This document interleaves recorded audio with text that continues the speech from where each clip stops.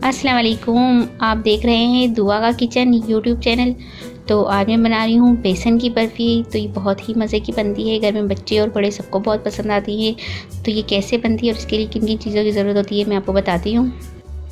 यहाँ पैन मैंने गर्म कर लिया है और इसमें मैं ये देसी घी डालूंगी। ये देसी घी हमारा होममेड है। अगर आपको देसी घी की रेसिपी देखनी है तो जो लिंक है मैं आपको डिस्क्रिप्शन में दे दूँगी।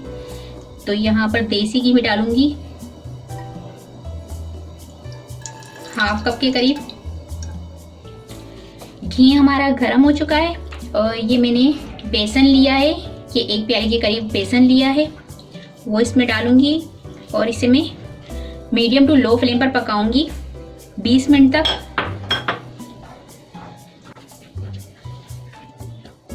घी की क्वांटिटी मैंने आपको बता दी है, अगर आपको कम लगे तो आप थोड़ा बढ़ा सकते हैं इसमें घी।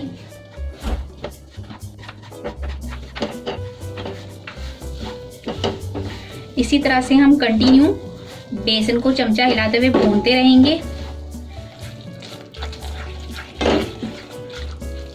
तो इसे पकते हुए 20 मिनट हो चुके हैं। अब इसमें मैं डाल रही हूँ 2 टेबल स्पून डाल रही हूँ मिल्क पाउडर। मिल्क पाउडर से आपको खोए जैसा फ्लेवर इसमें आएगा, मज़े की लगेगी आपको ये बर्फी। तो मिल्क पाउडर डाल के मैं इसे मिक्स कर रही हूँ।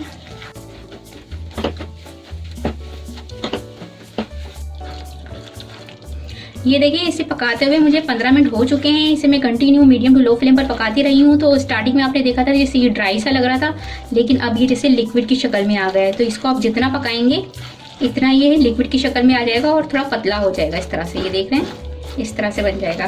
तो आपने कंटिन्यू इस पर चमचा हिलाते रहना है और कम से कम 20 से 25 मिनट आपने इसको लो फ्लेम पर पकाते रहना है। तो इससे आपकी सूजी अच्छे से बेसन पककर तैयार होगा।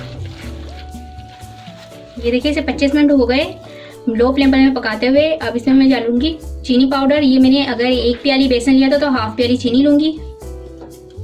ये डालकर हमने कंटिन्यू इसे 10 मिनट तक पकाना है।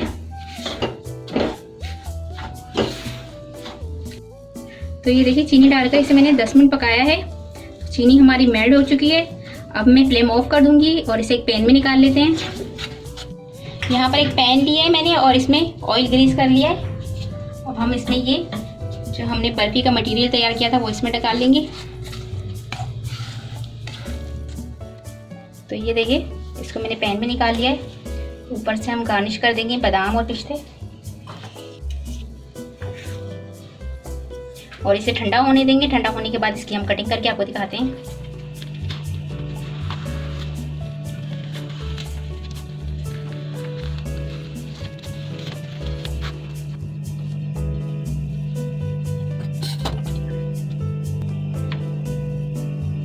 ये देखिए कितनी ज़बरदस्त सी हमारी बर्फी बनकर तैयार हुई है। तो मैं आपको डिश आउट करके दिखाती हूँ।